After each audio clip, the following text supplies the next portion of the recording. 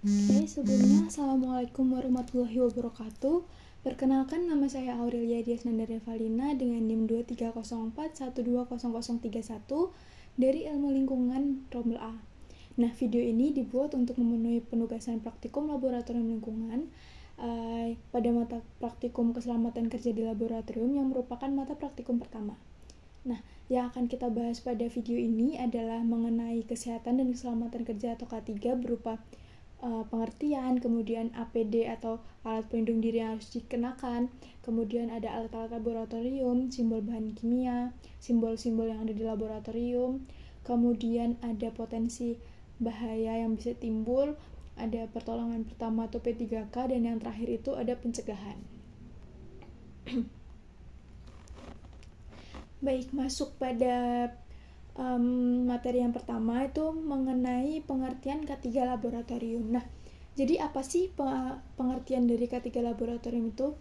Jadi, K3 laboratorium itu merupakan penerapan keselamatan dan juga kesehatan kerja atau K3 di lingkungan laboratorium yang berfungsi untuk mencegah kecelakaan, mengurangi risiko bahaya, serta melindungi keselamatan dan kesehatan pengguna laboratorium.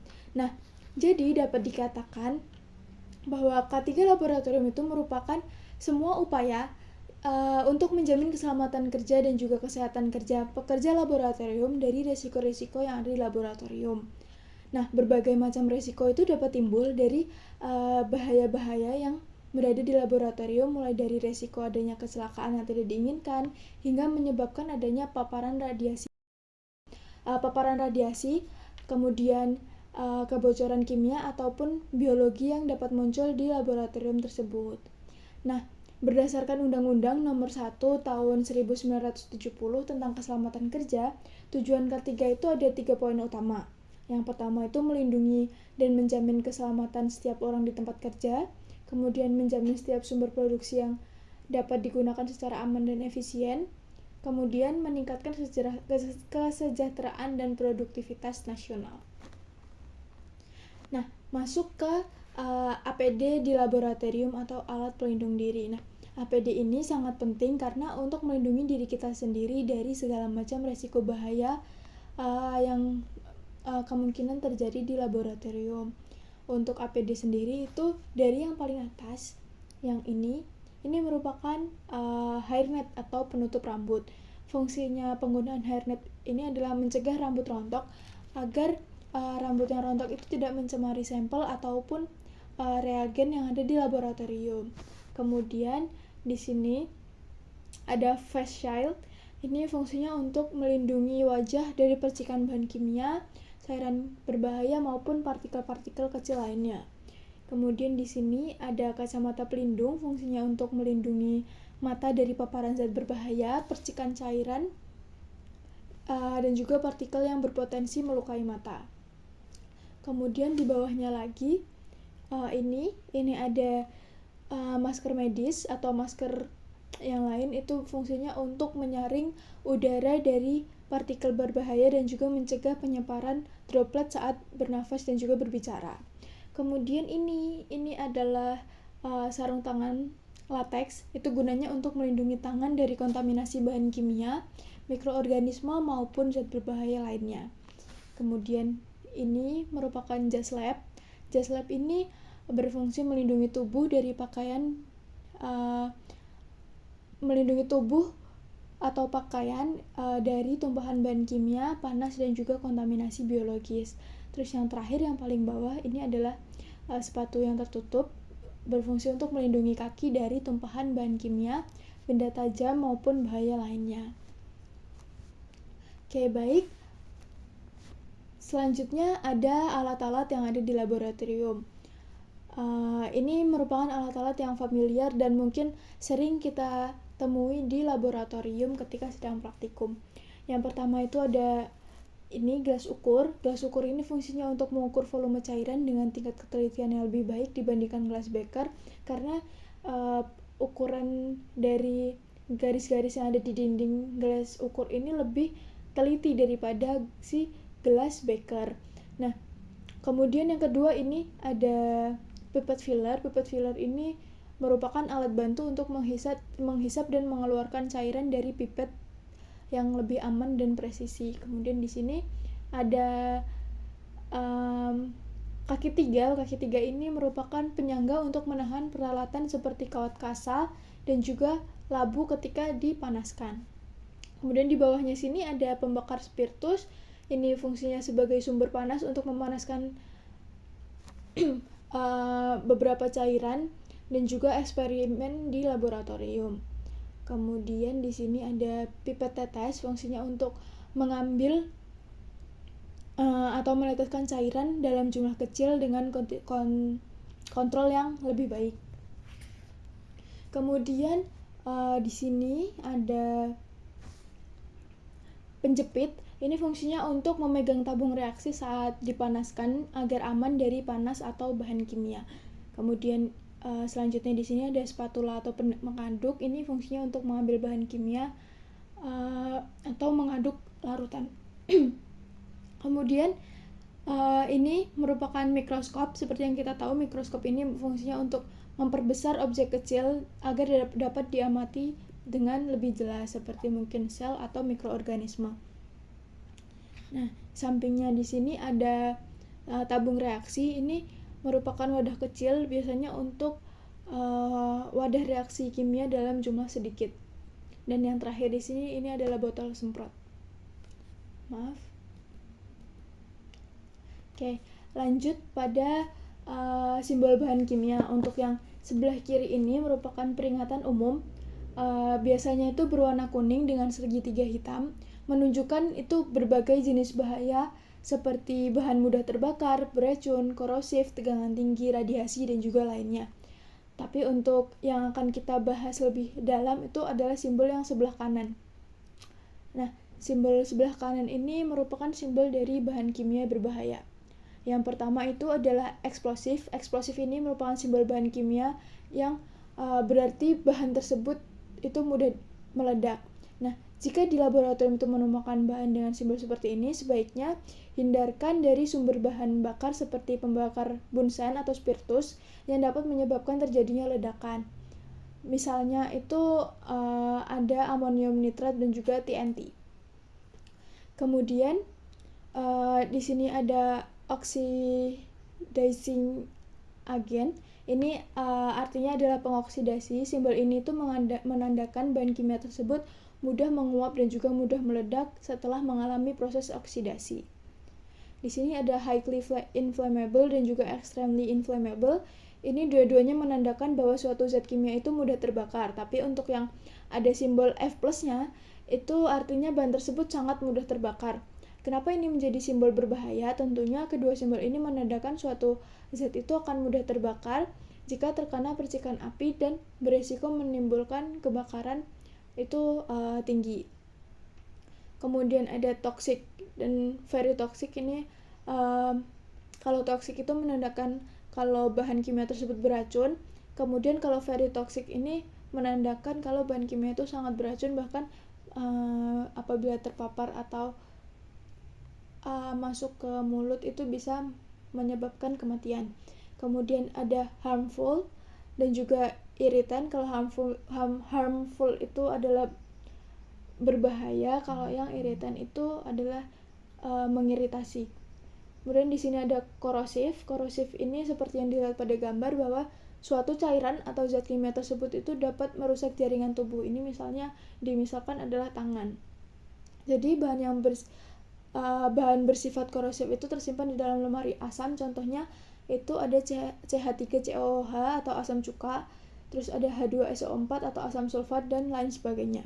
Kemudian yang terakhir ini adalah berbahaya untuk lingkungan. Jadi sesuai dengan namanya, simbol ini itu merupakan sifat bahan kimia yang dapat merusak ekosistem lingkungan. Untuk itu, beberapa tempat yang memiliki laboratorium seperti mungkin kampus gitu memiliki tempat pembuangan limbah khusus bahan kimia. Jadi limbah itu tidak sembarangan dibuang dan merusak lingkungan. Nah, di sini kemudian ada simbol di laboratorium. Jadi simbol di laboratorium ini merupakan tanda atau gambar yang digunakan untuk memerintahkan atau meningkatkan pekerja tentang tindakan atau prosedur wajib yang harus dilakukan dalam lingkungan kerja laboratorium. Nah, tujuannya ada simbol ini itu untuk menginformasikan tentang prosedur wajib untuk menjaga keselamatan, meningkatkan kepatuhan terhadap aturan dan juga prosedur keselamatan, dan juga membantu menjaga lingkungan kerja yang aman dan sehat. Nah, di sini ada 2 jenis simbol, yang atas ini merupakan simbol bahaya dan yang bawah ini adalah simbol bahwa kita harus mengenakan peralatan wajib gitu. Nah, untuk yang atas itu ada animal hazard, ini menandakan bahwa keberadaan hewan laboratorium yang dapat mungkin menggigit, mencakar atau menyebabkan alergi. Kemudian yang kedua ada sharp instrument hazard. Ini tuh menandakan bahwa di laboratorium itu ada benda yang tajam, misal kayak pisau bedah, jarum, kemudian kaca pecah atau beberapa hal lain yang mengakibatkan luka. Kemudian di sini ada heat hazard. Heat hazard ini menandakan bahaya panas dan ada resiko luka bakar akibat suhu tinggi dari pemanas, oven atau pembakar bunsen. Kemudian yang di sini ada glassware hazard. Ini menandakan bahwa ada bahaya dari peralatan kaca. Untuk yang simbol bawah ini ada beberapa perintah kayak wajib memakai kacamata, menggunakan sarung tangan, kemudian wajib menggunakan sepatu safety, wajib menggunakan pakaian kerja, dan juga wajib menggunakan pelindung wajah. Nah, potensi bahaya di laboratorium itu ada banyak sekali ya teman-teman. Nah, untuk itu memang perlu diterapkan sistem K3. Bahaya ini bisa berasal dari mana saja. Misalnya yang pertama ini ada bahaya fisik. Bahaya fisik ini bisa terjadi bahaya listrik, misalnya resiko tersengat listrik dari alat-alat laboratorium, karena laboratorium itu tidak cuma bahan kimia tapi juga ada aliran listrik juga. Kemudian ada kebakaran, jadi bisa saja terjadi akibat kontak antara bahan yang mudah terbakar dengan sumber api gitu. Kemudian ada ledakan dan juga jatuh, mungkin bisa karena lantai licin atau peralatan yang tidak tertata rapi yang dapat menyebabkan kecelakaan. Kemudian ada kimia. Bahaya kimia ini berasal dari paparan bahan kimia berbahaya. Kemudian ada juga kebocoran gas, karena di laboratorium itu kan biasanya juga ada kompor, jadi menggunakan gas. Kemudian yang selanjutnya ada bahaya biologi, termasuk paparan patogen dan juga gigitan atau sengatan hewan. Nah, bahaya lain-lain ini bisa berasal dari radiasi, seperti alat atau bahan radioaktif yang dapat berdampak buruk pada kesehatan, dan juga ada potensi bahaya ergonomis. Ini merupakan posisi kerja yang tidak nyaman, bisa disebabkan karena cedera atau penggunaan atau gangguan kesehatan jangka panjang. Untuk selanjutnya ini ada pertolongan pertama atau P3K. Jadi ketika terjadi kecelakaan di laboratorium itu ada beberapa langkah yang perlu diperhatikan. Ini ada di sini. Yang pertama itu adalah mengamankan area, kemudian memeriksa keadaan korban, hubungi bantuan medis. Lalu ketika kita menunggu bantuan medis datang, itu kita bisa berikan pertolongan pertama. Nah, pertolongan pertama ini bisa kita lakukan dengan bantuan kotak P3K terdekat. Nah, apa isi dari kotak P3K tersebut? Isinya ada di gambar sebelah kiri. Ini ada yang pertama itu ada kasa steril, ada perban, ada plester maupun plester cepat, ada kapas biasanya untuk menutup luka itu, kemudian ada kain segitiga atau mitela, ada gunting biasanya untuk memotong kasa, memotong perban atau plester, kemudian ada peniti untuk membantu merapikan perban biasanya, kemudian ada sarung tangan sekali pakai, ada masker, pinset, kemudian lampu senter, gelas untuk cuci mata, kemudian kantong plastik, Aquades, povidone iodin, alkohol 70%, dan juga buku panduan P3K. Nah, perlu diingat juga teman-teman untuk selalu mengikuti prosedur keselamatan di laboratorium, kemudian menggunakan APD yang sesuai saat bekerja. Jangan lupa segera melaporkan kecelakaan kepada supervisor atau PJ Lab. Dan yang terakhir, ikuti pelatihan P3K secara berkala agar kita mengetahui apa yang harus kita lakukan ketika terjadi kecelakaan kerja. Nah, sebelum hal-hal yang sudah saya jelaskan tadi terjadi, tentunya kita juga harus melakukan pencegahan. Nah, pencegahannya itu seperti apa? Itu bisa dilakukan mulai dari hal kecil. Contohnya, itu melakukan sosialisasi pencegahan. Itu bisa dilakukan mencakup pemahaman atau prosedur kerja yang aman, identifikasi bahaya potensial, dan juga penanganan bahan kimia yang benar. Kemudian yang kedua, ada penggunaan APD dengan benar. Kita tidak menggunakan perhiasan yang dapat rusak oleh bahan kimia. Kemudian juga menjaga etika dan tingkah laku. Yang ketiga itu ada menjaga kebersihan. Itu bisa mencakup kebersihan area kerja, kebersihan tangan, dan juga membuang limbah secara benar untuk mencegah kontaminasi dan juga kecelakaan. Selanjutnya ada kelola dan penyimpanan bahan kimia. Jadi memang bahan kimia ini tidak boleh diletakkan di sembarang tempat karena bisa menyebabkan terjadinya kecelakaan, mungkin tersenggol atau tumpah begitu. Selanjutnya adalah menunggu arahan. Jadi kita tuh pastikan dulu telah memahami prosedur eksperimen dan juga mengikuti instruksi dari mungkin dosen atau asisten laboratorium itu sebelum melakukan praktikum. Kemudian ada berhati-hati dan juga perhatikan simbol larangan. Dan yang terakhir itu pemeliharaan rutin. Jadi jangan lupa mengecek alat laboratorium secara berkala untuk memastikan keamanan dan mencegah kecelakaan akibat kerusakan.